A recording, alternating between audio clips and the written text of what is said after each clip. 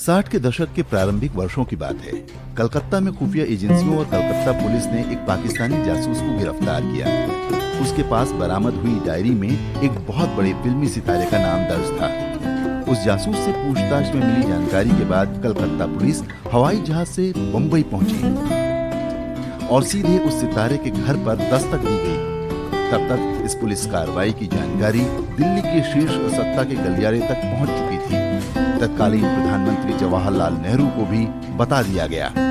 थोड़ी ही देर में चमत्कार हुआ। कलकत्ता पुलिस का हृदय परिवर्तन हो गया।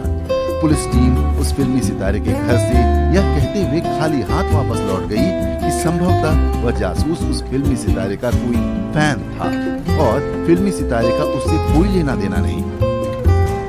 आश्चर्यजनक तथ्य यह है कि उस जासूस से गहन पूछताछ के बाद आनन फानन में फ्लाइट से बंबई पहुंची कलकत्ता पुलिस को यह दिव्य ज्ञान उस जासूस से की गई गहन पूछताछ के दौरान नहीं हुआ, लेकिन बंबई में उस सितारे के घर पहुंचकर उसे वह दिव्य ज्ञान प्राप्त हो गया। ज्यादा शोर मचा तो जांच के लिए एक सरकारी कमेटी बना दी गई। उस कमेटी को तथाकथित जांच के बाद वही दिव्य ज्ञान प्राप्त हुआ जो कलकत्ता पुलिस को पहले ही मिल चुका था।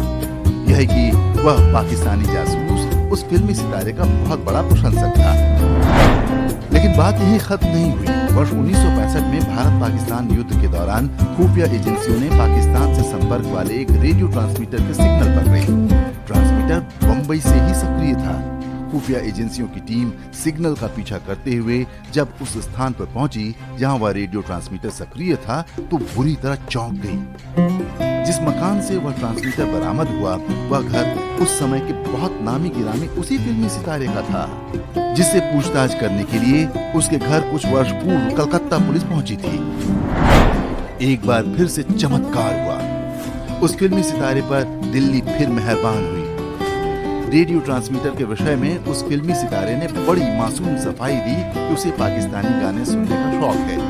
भारत में सामान्य रेडियो पर पाकिस्तानी रेडियो प्रतिबंधित है, इसलिए उसने यह ट्रांसमीटर अपने घर में रखा है। इस बार भी उस फिल्मी सितारे की बात को शाश्वत सत्य मान लिया गया।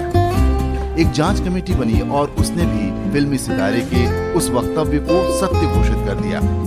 देश को कभी बताया ही नहीं गया कि जो ट्रांसमीटर रखना किसी सामान्य नागरिक के लिए पूर्णतया प्रतिबंधित है और जिसे रखने पर कठोर दंड का प्रावधान है, वह उस फिल्मी सितारे ने कहां से, कैसे और किससे प्राप्त किया।